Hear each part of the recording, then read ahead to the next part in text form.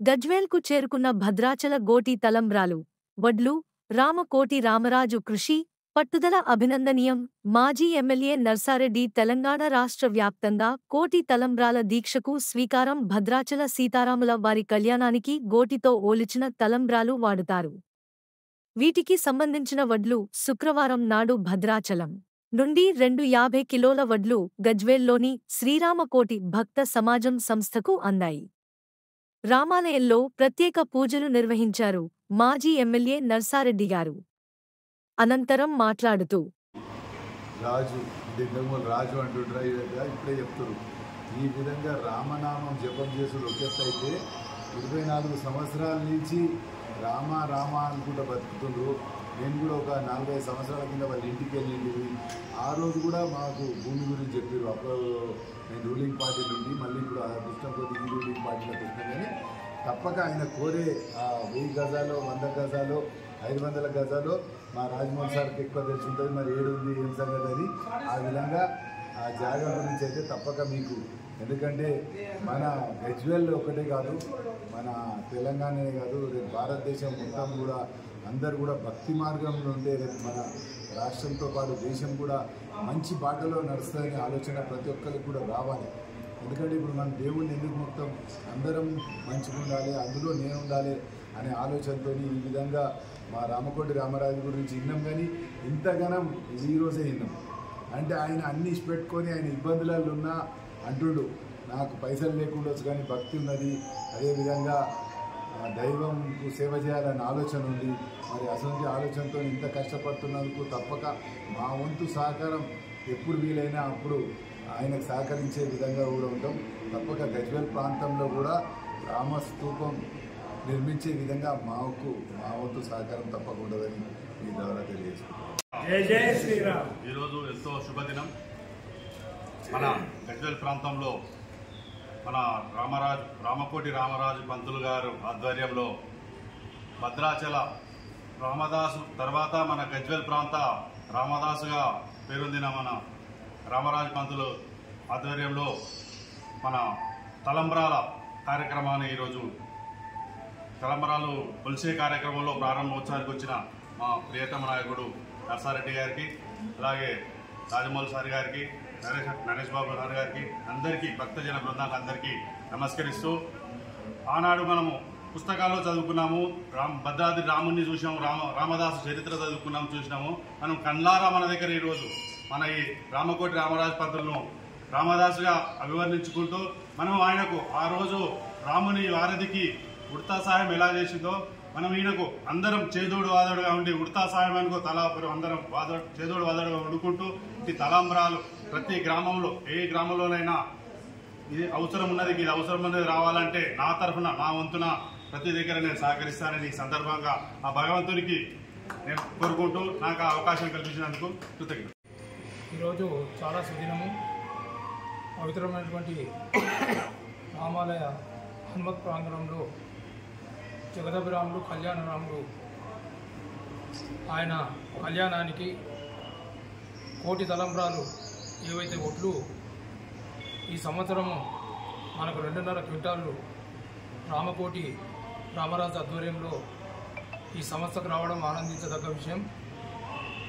ఈ కార్యక్రమానికి చేసినటువంటి పెద్దలు, మాజీ శాసనసభ్యులు, ఈ ప్రాంత అభివృద్ధికి తోడ్పడుతున్నటువంటి నర్సారెడ్డి గారు, ఏఎంసీ చైర్మన్ నరేందర్ రెడ్డి గారు, పెద్దలు నరేష్ బాబు గారు, రామకోటి రామరాజు గారు, ఈ కృష్ణాలయము రామాలయము పాలకవర్గం, ఇతర పెద్దలు అందరికీ కూడా స్వాగతం తెలియజేస్తూ, రామనామం చాలా గొప్పది.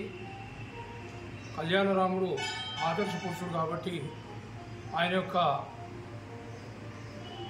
ఆశయాలు, ఆయన చూపించినటువంటి బాటలో ప్రతి మానవుడు కూడా ముందుకు వెళ్ళవలసినటువంటి అవసరం ఉంది.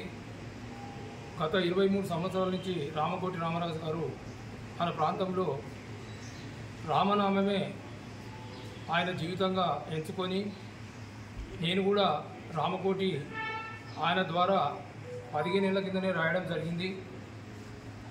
3 ఏళ్ల కింద మనకు 50 కిలోలు రావడం జరిగింది.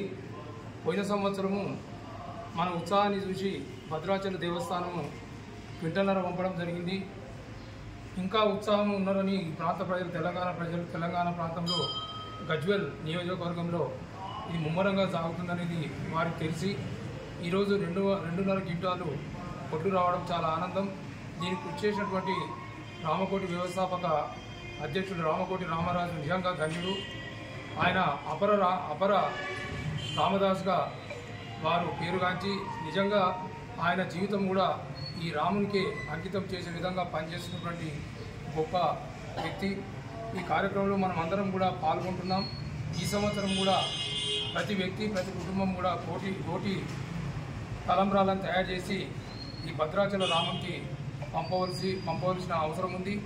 అందుకే ఈ కార్యక్రమంలో మనం అందరం పాల్గొనడం నిజంగా మన అదృష్టంగా భావిస్తూ, రామకోటి రామరాజు గారు ఇప్పుడే నరసన్న గారు చెప్పినట్టు ఖచ్చితంగా రామకోటి స్తూపం అందరం కలిసి తప్పకుండా దాన్ని నిర్మించుకోవాలి. అది చాలా అవసరం. అలాగే ఈ ప్రాంతం ఆధ్యాత్మికంగా ఉండాలంటే ఖచ్చితంగా ఇటువంటి కార్యక్రమాల్లో మనమందరం కూడా సమిష్టిగా పాల్గొని ఆ రాముని యొక్క సీతారామ లక్ష్మణ సమేత ఆంజనేయ స్వామి ఆశీస్సులు అందరి మీద ఉండాలని కోరుకుంటూ నాకు ఈ అవకాశం ఇచ్చే అందరికీ నమస్కారం. రామో విగ్రహవాన్ ధర్మ అన్నారు.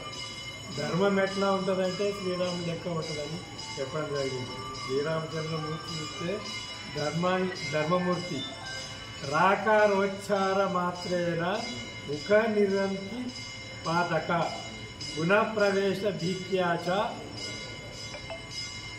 అని చెప్పడం జరిగింది. కాబట్టి మనం రా అనడంతో మన లోపల ఉన్నటువంటి పాపాలన్నీ బయటికి పోతాయి. మా అంటే నోరు మూసుకుంటుంది.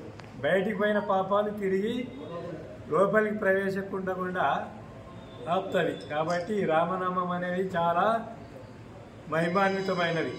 నిరంతరము రామనామ స్మరణ లోపల గత 3 దశాబ్దాలుగా నిమగ్నమైనటువంటి రామకోటి రామదాసు ధన్యుడు. ఆయనే గత 3 దశాబ్దాలుగా రామకోటి భక్త సమాజాన్ని స్థాపించి ఇప్పటి వరకు దాదాపు 500 కోట్ల రామనామాలు జపించడం జరిగింది. భవిష్యత్తు లోపల ఇంకా 1000 కోట్లు కూడా చేయడానికి ఆయన ప్రయత్నం చేస్తున్నాడు. ఆయన మన గజ్వేల్ ప్రాంతానికి చెందినవాడు కావడం మన అందరి అదృష్టం. మన గజ్వేల్ ప్రాంతంలోనే కాకుండా తెలంగాణ వ్యాప్తంగా కూడా ఈ రామకోటి ఏదైతే రామకోటి నామాన్ని చెప్పి రాయించడమే కాకుండా భద్రాచల భవ్య రామాలయం నుంచి వచ్చినటువంటి 250 కిలోల గొడ్లను కూడా భక్తజనంతో పొలిపించేసి వాటిని తలంబ్రాలుగా మార్చి తిరిగి సీతారామ కళ్యాణానికి భద్రాచలం అందజేయడాన్ని సంకల్పంతో రామరాజు గారు ప్రయత్నిస్తున్నారు. ఆయన కార్యక్రమంలో దిగ్విజయం చేయాలి. అంతేకాకుండా మనందరి సహకారం కూడా ఆయనకు అవసరం. ఆర్థికంగా ఇందాక ఆయన చెప్పినట్టు ఆర్థికంగా లేనకుండా ఆధ్యాత్మిక చింతనతోటే ఆయనే ముందుకెళ్తున్నాడు. కాబట్టి మనం కూడా ప్రతి ఒక్కరము ఆయన చేస్తున్నటువంటి ఈ కార్యక్రమంలో మనమంత సహాయకారాలు కూడా అందజేస్తే బాగుంటుందని తెలియజేస్తూ నాకు